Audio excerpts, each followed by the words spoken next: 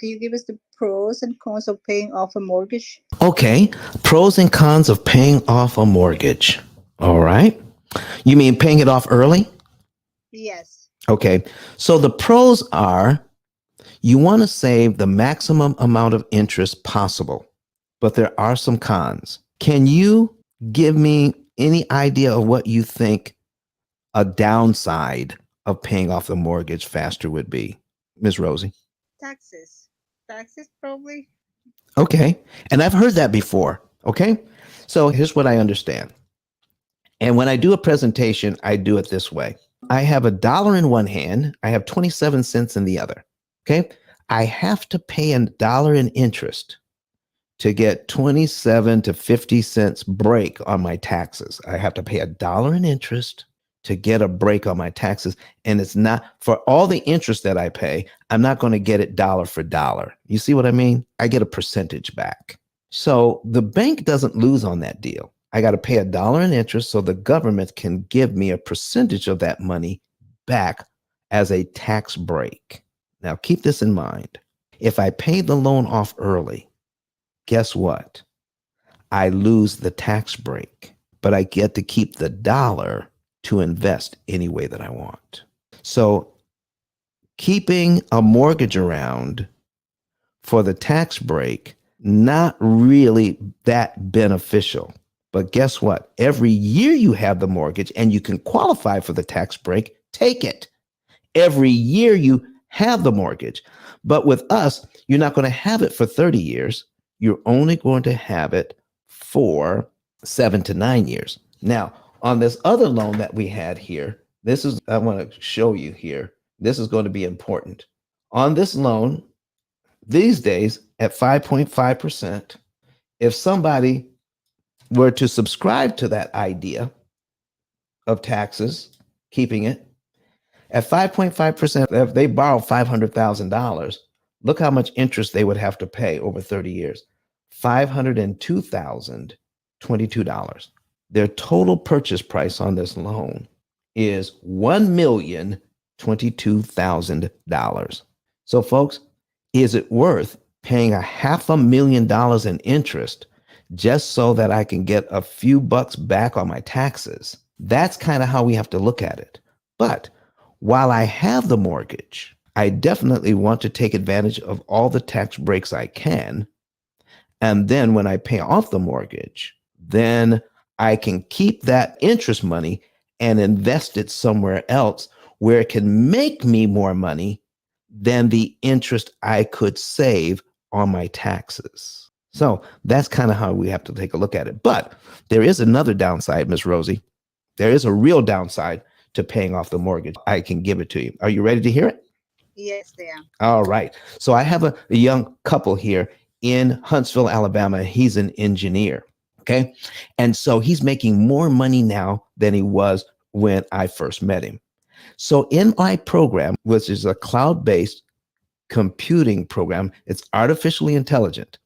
And with the extra money he's making now, he's able to pay off the $260,000 left on his mortgage. He's able to pay it off in 3.5 years. He's only going to pay $16,000 in interest because of our program. He was surprised to find out that I told him, you're paying the mortgage off too fast and you're not paying enough interest. He says, I thought that was the idea. I said, listen, our program wants you to get the maximum amount of savings per dollar, but not lose other opportunities to invest your money. He says, what do you mean by that? So here's what I said. Because it's a computer program, let's just tell the program you're making $2,000 less per month. Okay.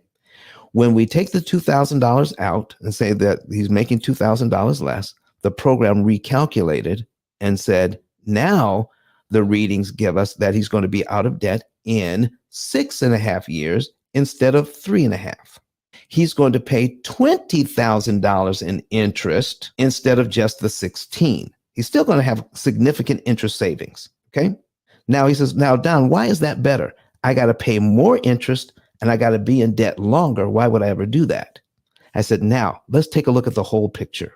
For you to get out of debt in 3.5 years, that means we have to put that $2,000 a month back into your budget for the purposes of debt reduction.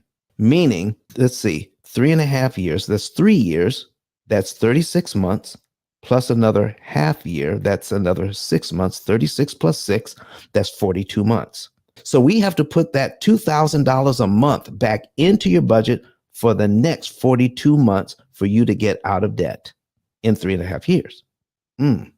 So when we add it all up, 42 times 2,000, that's $84,000 going into debt reduction. So we could lower his interest payments from 20,000 down to 16,000, meaning $84,000 of his hard-earned money going into debt reduction. So he can save $4,000 in interest he doesn't have to pay the bank. Miss Rosie, do you think he wanted to spend his money that way once we broke it down for him that way? So there is a downside to paying too much at the wrong time. We're going to help you to figure out what is the right amount to pay towards debt reduction.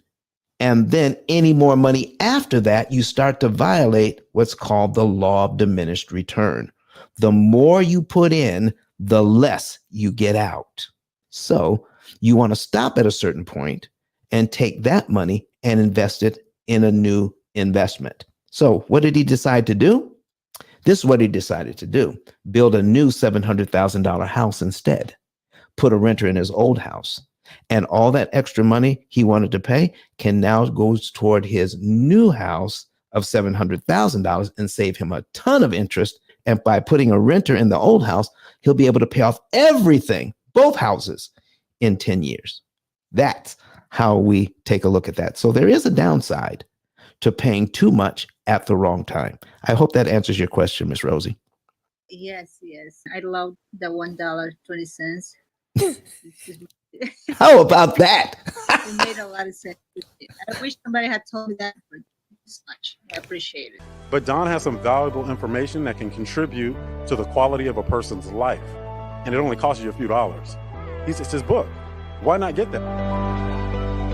I'm going to go through the P.I.L.L method myself with some of my investment properties. So I'm going to link up with Don, and then I'm going to sit down with him, show him my investment portfolio, and see how I can eliminate interest.